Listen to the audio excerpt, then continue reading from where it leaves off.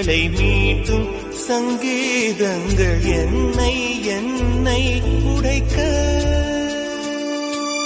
கண்களை திறந்து கொண்டு நான் கனவுகள் காணுகிறேன்.